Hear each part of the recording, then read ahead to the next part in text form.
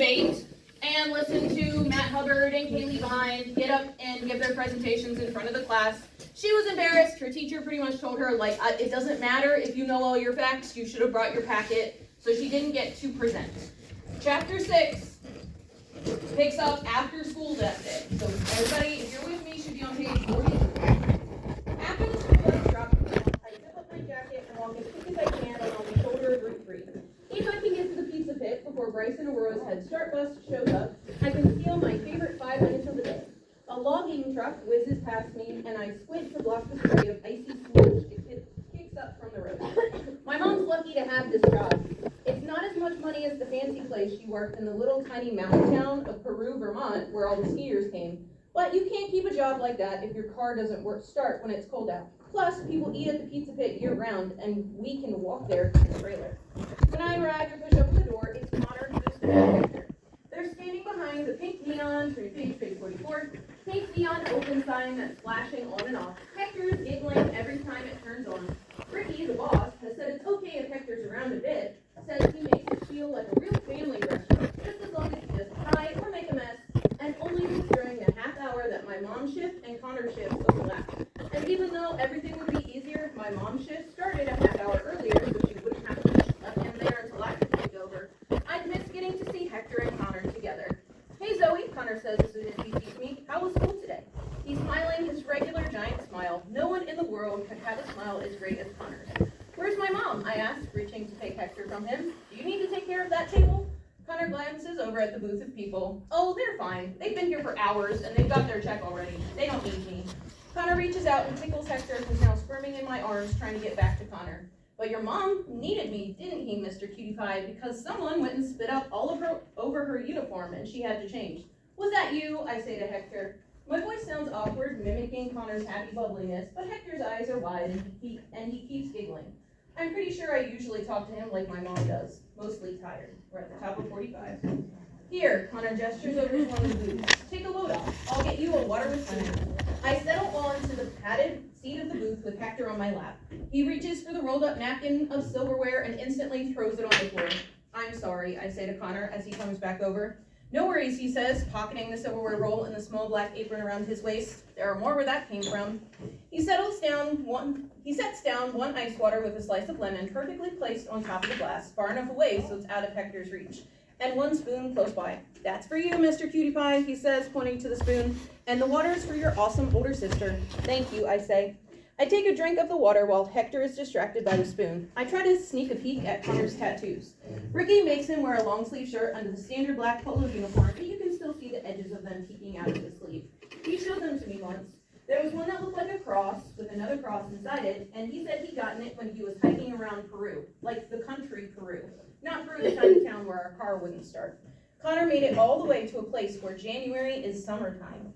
So now, Connor says, sliding into a seat across from me, let's get down to business. Which is better, an igloo? An igloo with a marshmallow roasting fire pit, or a treehouse in the jungle, but you can only eat nuts? I lean back against the booth and bite back a smile. The treehouse in the jungle. Connor raises his eyebrows. Just nuts? I like nuts. He grins. Okay, what have you got for me? Let's see, I close my eyes. You have to walk across town when everything is black ice, but you get to eat warm chocolate chip cookies the whole time. Or it's a beautiful day, but you have to spend it being chased by angry squirrels. Connor laughs out loud. What a choice, Zoe. He considers for a minute. Squirrels are fast.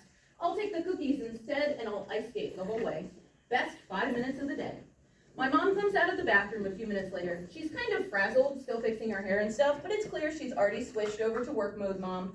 I like getting to sneak peeks at her waitressing, the way she can fly out of the kitchen, carry multiple plates of steaming pasta, the way she pushes buttons on the cash register like a boss, the way she writes down the customer's orders in this cool magical code and can do it without ever looking away from the customer. What's your question? Is Connor the kid that like goes to like the pizza place? No, Connor is the mom's coworker. Oh, okay. Yes. That makes more sense to me. Okay. Top of 47. It's like waitressing is the one time when the competent mom I remember comes back and says hello. She hands me the diaper bag. At least there was an extra uniform shirt in there. You can't see the spot on my pants, right? Her black pants look the same as ever. I shake my head. Good. She turns to Connor. Okay, what other prep work do I need to do before the dinner rush? I was able to mix up 2 of the salad dressings, but I didn't have time to get to the ranch yet, Connor says as they push past the doors into the kitchen. I look over at the table where Matt Hubbard's family always sits on their Saturday night dinners. Matt and his mom and his dad and his little sister, just like in a commercial. His sister is a few grades younger than us. She has some fancy name like Emmeline or Eleanor, or maybe it was just Emily, but she looked fancy and smart because she was always winning things just like Matt in elementary school. The spelling bee, the art contest for Earth Day, all that stuff. I bet they make up new contests just so the Hubbards can win them. Like last week in homeroom when Mr. Bontaff made this whole big deal about how Matt had done such an amazing job for his trumpet solo in the jazz band concert, about how it was magnificent and amazing. I can't even imagine having a teacher say things like that about me. Top of 48. But even though I don't do after-school activities like he does, and even though I'm grimy, he still talked to me this morning, and he still gave me Swedish fish, even though I didn't have my debate packet like everyone else. And he has really nice brown eyes. Zoe, what are you still doing here? My mom burst back through the kitchen doors. Bryce and Aurora will be getting off the bus any second. I look at the clock on the wall. Shoot. I scoot out of the seat, swing Hector onto one hip, and sling his diaper bag onto my opposite shoulder on top of my backpack. I'm going. The door jingles on my way out, and I'm soon huffing it across the parking lot and up along Route 3. Up ahead, on the opposite side of the street, I can see people waiting for their kids. They're at the corner where Pratt Street comes in, and when the bus is about to stop, where I should be standing right now.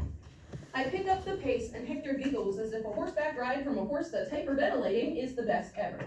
The bus comes around the corner and slows down to a stop. The cars that usually zip down this stretch of road come to a halt as the bus switches to its flashing red lights. I watch as Bryce and Aurora emerge from the bus door in the midst of the other kids, just like they always do, on the opposite side of the street from me. The school bus's flashing lights have stopped, its stop sign is tucked back in, and traffic starts to move again. The other kids are heading off with their grown-ups down Pratt Street for the houses in that neighborhood, but Bryce and Aurora are still standing there looking around. I'm always right there waiting for them, always. Maybe we don't have dinner at a table every night. Maybe they have to get free lunch tickets and deal with the same shame I had to deal with when I was first in school. But at the end of the day, I'm always there to pick them up. Bryce, Aurora, I call as I run. I'm right here. But as soon as the words leave my mouth, I regret it. Because Aurora yells, Zoe, and starts running towards me, directly across the street. As though all the cars around her are just bubbles that will pop if they touch her. A car slams on its brake and lays on the horn. In the closest lane, another car skids to a stop, and the car behind it narrowly misses rear-ending it. The blare of horns is so loud that Aurora comes to an abrupt stop halfway across the road and covers her ears. But when you're at a bumper level in a sea of honking, it doesn't matter how much you cover your ears. Those bubbles are still way louder than they should be. Stop to page 50. Aurora bursts into tears. On the far side of the street, Bryce is screaming and stamping his feet. He's not even looking at Aurora anymore. It's like he's gone rabid. One of the drivers rolls down his window and yells, "What do you kids think you're doing?" He starts to roll his window back up, but pauses when he looks at me. And for God's sake, put a coat on that baby. I glance down to see Hector, just in his pajamas. Hector, of course, has started crying too, and it might just be because he's about to lose all his fingers to frostbite. Where's my layer of protective optical slime? Where are my 8 tentacles to pull all 3 kids close to me and wrap them up so they can cry their eyes out? Aurora, you've got to get out of the street, I yell, but she just keeps crying. Aurora, I yell again. A new car starts beeping its horn.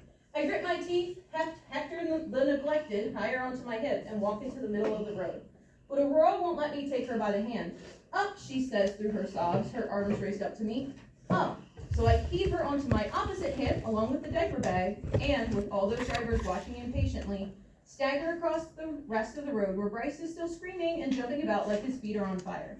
I quickly set Aurora and the diaper bag down on the snowbank. Don't you dare move, I say to her. Not an inch. My voice is shaking. I turn back to rabid Bryce, flailing around on the shoulder of the road. I grab a rock off the ground with my Hector-free hand and close my fist around it. Then I drop to my knees right next to Bryce and wrap him up with my arm. Bryce, I have a rock for you. I need you to hold. Ah! He keeps screaming. I'm not doing that. He's having a tantrum. He keeps trying to squirrel out from under my arm, but I squeeze tighter. Bryce, I say again, I have a rock for you that I need you to hold. I glance at Aurora, and she's thankfully still sitting next to the diaper bag. Bryce keeps squirming and keeps screaming, but it's weaker now than it was. Bryce, I have a rock for you. I need you to hold. Bryce sinks against me. I open my hand so he can see the rock. He takes it in his right hand. When things went south between my mom and Nate at the boat launch that day, I swear giving Bryce one rock after another was the only way I kept him with me. Sometimes you just need something solid that fits entirely in your hand. I quickly grab another rock off the ground. I have another rock I need you to hold. Stop to page 52. As he takes it in his other hand, the last bit of frenzy seems to leave him. He crawls up the black-tinged snowdrift where Aurora is perched, curls up with his head in her little lap, and sobs. I reposition Hector to be inside my jacket, zip it partly around him, and sit next to Aurora and Bryce. I wrap the two of them up as fast as I can and give them kisses and kisses and more kisses. Some people can do their homework. Some people get to have crushes on girls. Some people have other things they've got to do. So before we move on to chapter 7, because I know some of us were zoning out a little bit there in the middle, she goes to get Hector from her mom at work, so she picks up the baby, and then she's late going to pick up Aurora and Bryce from the bus stop. What happened? Raise your hand. Oh, then I think no. Then Aurora runs in the street and almost get hit. Yeah, she sees Zoe across the road, is like, oh, there's my sister, and because she's little, she runs into traffic. Obviously, thankfully, nobody got hurt, but she's frozen in the middle of the road. All the cars are beeping. There's like people yelling. She has to go pick Aurora up in the middle of the road. She gets over to Bryce. Bryce is having like a tantrum because he got scared. He's freaked out.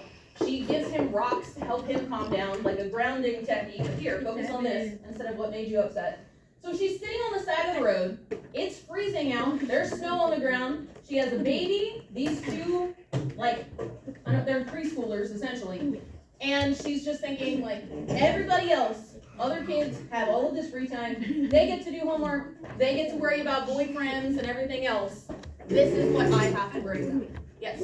Wait, didn't it? This might just be my memory playing tricks on me, but like, didn't it say something about like the drivers like being like, oh, look at, like, why is she doing that? I mean, the drivers are beeping, pretty much saying, like, what are you doing? And one of them yelled for her to put a coat on Hector. Yeah. Because she's holding, like, the baby on her hip, and he's just in his pajamas. Because that's how she got him from her mom when they were inside at the pizza place. So she grabbed him and went out to go get the other two kids. That is a lot of responsibility for a 7th grader to manage. Not to mention the fact they're walking down like a main highway. Ooh. She mentions like, I'm walking down the side of Route 3 and as cars are driving by, there's like ice slush being kicked up by the cars. She's walking to go get Hector to get the kids, and then I'm assuming she's walking all the way back to the trailer park with the kids. It's a lot for one person to handle. So, tomorrow we are going to read chapter 7 and chapter 8. Then we will talk about the progress.